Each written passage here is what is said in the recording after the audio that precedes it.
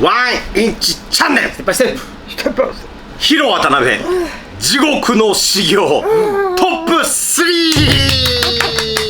いきなり始まった。はい、いきなり始めましたけど、はい、やっぱヒロ渡辺先生ってうん、いろいろな武術やってていろいろ修行はそうですねされてきてると思うので、もう何年ですか、先生武術始めて。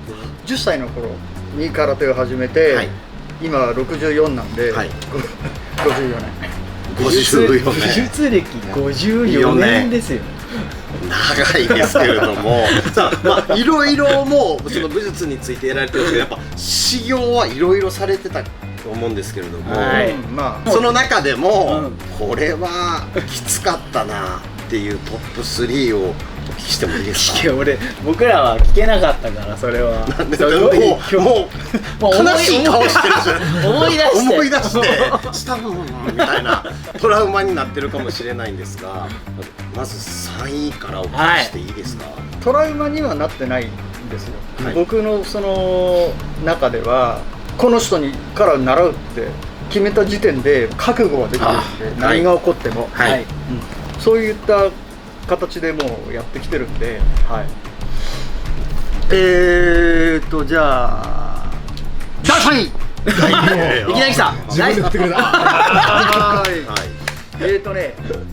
24、5ぐらいかな。24号、先生が24号。抜刀術、剣術、それから沖縄の琉球古武道、それから日本体術の最初の先生、皇后秀信先生と言います。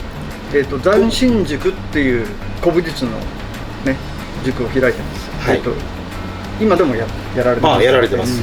で、まあその斬新塾が立ち上げした時のメンバーで、でまあ芸能界で知り合ったんですよ。当時僕は県友会にいて、で東郷先生も県友会、若駒っていう県友会にいらした。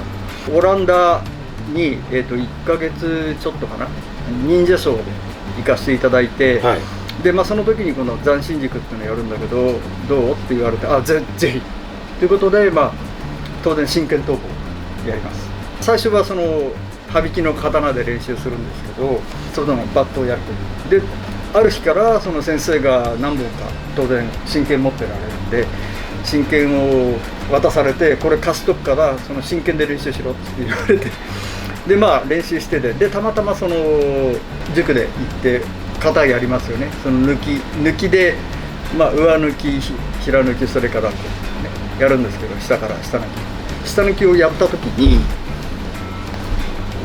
前足がね内が入っちゃったんですよ。でそのまま切っ先がスポン、シクッてしてって見たらもう血がバーン、道着ごと切れて、先生切っちゃいましたつって見て、大丈夫そんなのつって血拭いてガムテープベタンって貼られてはい稽古して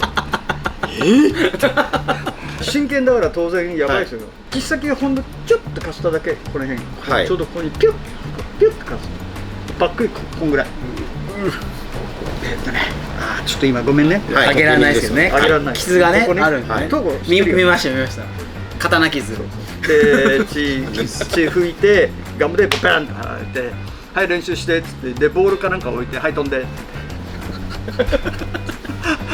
止まるんですか、ガムテープ。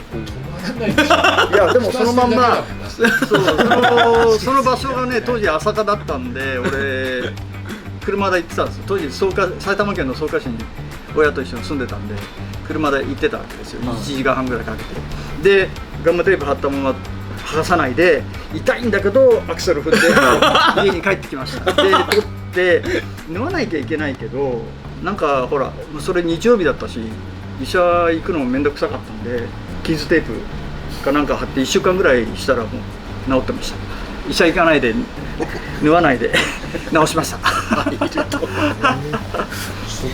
位が予想外のでこれ3位3位なんですね。じゃあ第2位の振りから広瀬さんお願いしてもらまた裏切って先生が第2位ありがとうございます。肉体的にきつかった。これは一体トーン先生の稽古、はい、最終レッスンです。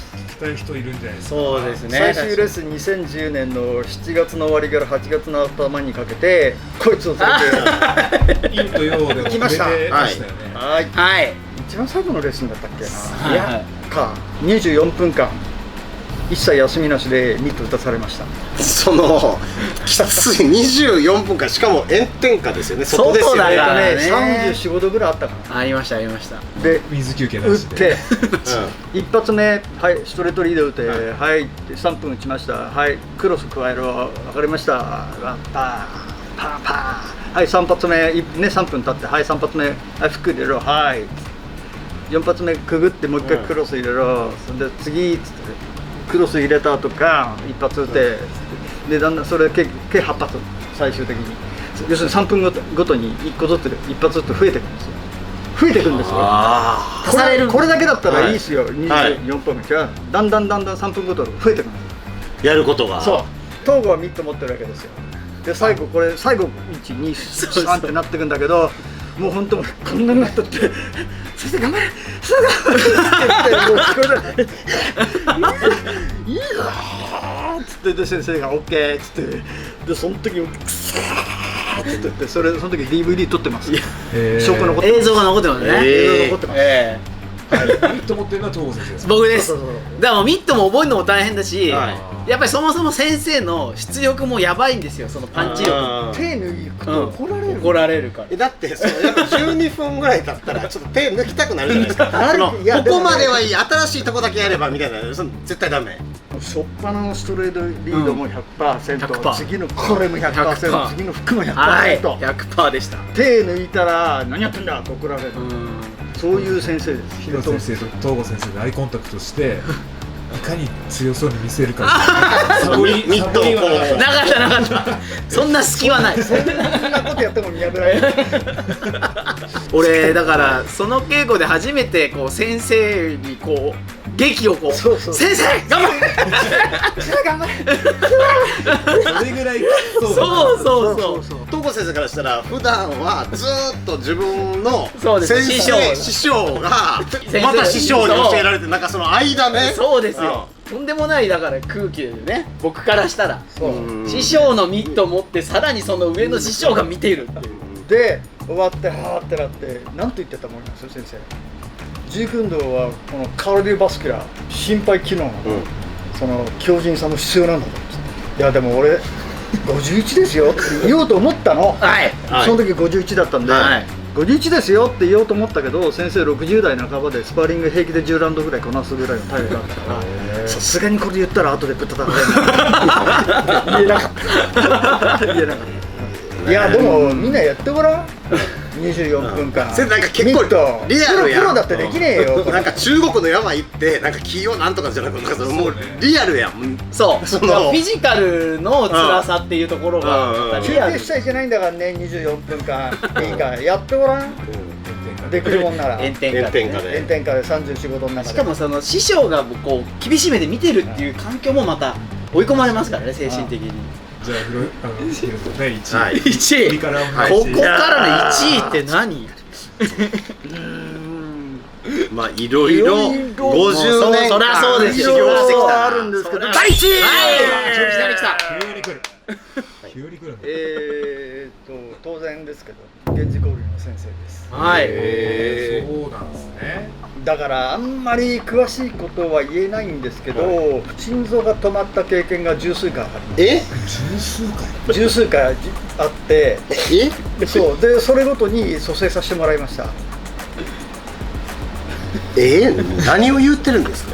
心臓を止まる。心臓が止まっても蘇生術っていうのは昔からあるから、それやったらドキュンとでここが死ぬ前にやればいいんですよ。脳死する前に。そういうのがちゃんと古流の武術にはそういった割烹術があるんで、気絶するんじゃないんですよ。止まるんですよ。本当止まる。気絶ではないという。それ止まる時ってどういう、もう何それ、胸にパンチを食らったりとか。当て身。当然当て身。師匠が止めようと思ってやったこと。いやわざとやってる。わざと。鉄道先生よりも長くついたけど、結構後半の方かな。ある程度実力がついてからやられたことですけど、そういった経験をしてるってことね。でそれからあと山の稽古、とか、あと川の稽古。俺あんまり泳ぎ得意じゃないんだけど、川行ってで滝壺連れてかれて、で滝壺の下結構でかい滝でおお、やっぱこれ潜って下滝の裏行けっていうんで、はい。巻き込まれて死にそうになりました。これさ、ゆきおさんのイメージしたこの修行のあれじゃない。そうやね。急に来たよねやっぱやるんや。やっぱり。よくほら浅い滝のところでいやーいやーとあーか、でもねはいはいはいあれも結構持ってかれたりする、でも結構もっとそこの深いところの滝があって、危ないですよね。でそこはほらもう結構深いからそここうややはできないで潜って向こう行けって先生の息子でね今現宗家の長男というが、まあ、一緒にサポートして行って巻き込まれてこんなになって向こうででも長男が助けてくれた。それは川、あと山もそれですか？山はね一本桁の崖登り。あ漫画やな。だから一本桁あんな使えるんですあ。いや天狗よ。だから一本だから天桁の狗なんだよ。だからな天狗や人間飛べりゃいいけどさ落ちるからさ山登りじゃないですもんね。崖登りですからね。崖です崖登り岩がこんなになってるとこをこう行けってそうやでこれの力も大事。あーそっかだらこれの力も大事なんですよ。根性論じゃなくて本当の実際の修行になるんですよ。修行岩を掴んだり。だから一本桁だけだってこれなかったら落ちると思う。だからここをプラスしてこううまく調整してでその時にだから骨が使えないとカゴを登れない。使って全部使えないとやってたんですね登れないんですよ。筋力だけじゃ持たない。やっぱ自然を相手にしてそうそう練習することも本当にあるんです本当にあるね。ねコリーはそうなんですよ。山の中に住んでる人なんで。その人が。そう一番だから本当にだから肉体的にも精神的にも一番きつかった。だから今これがこの体と精神力が1位だったな。で1位は無事にでほらやっぱここ止められてるから、はいもう結局読み送りですよ。普通だったら棺桶入ってるわけですよ。そんな経験をね十数回やったら実際にね何でもありのルールだったら怖くねえんだって。もう平気でバーッといけるって、相手がナイフ持ってると関係ないんだそんなの。もう一回心臓止まってるし。いやもう何回もそういうことがあってれば死ぬことが全然ね怖くないのよ。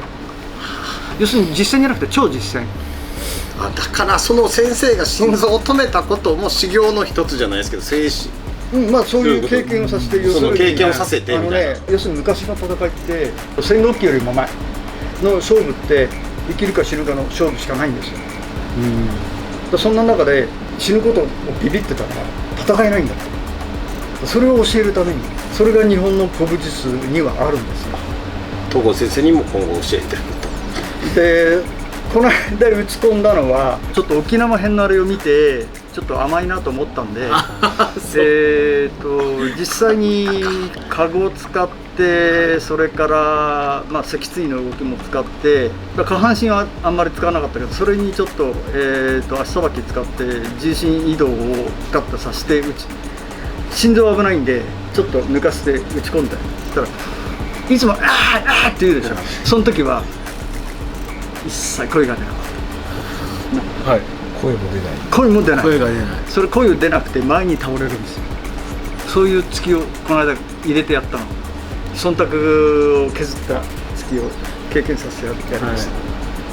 読み送りあれではないですけど、読み送りそれ心臓に持ってくと読み送りになってくるな。経験しま本した。当にやばいのは声が出ないです。で前に倒れます。だから先生が今後は地獄の修行が続くと。続く、もちろん僕も続くし、で30年後40年後ぐらいの時に地獄のトップ3って言って先生がもう3位2位1位広渡るねって言うかもしれないですね。埋めるっていうね。埋めるって話ですね。はい。じゃあ山津いつかでも山とか言ってんだよぜひみんなではうちの源氏交流のその弟子が何人もいるからみんなでちょっと山合宿やろうかっつって。その時毎日チャンネルでね取材したら面白いかもしれないね。滝壺行って一壺と本下駄で山修行編、山修行編川修行編とかね、はいぜひ面白いはいやらせていただければやらせていただきたいと思います。はい本日先生いろいろ教えていただいて本当にありがとうございました。貴重な話貴重なおありがとうございました。話を皆さんも精進してください。ありがとうございます。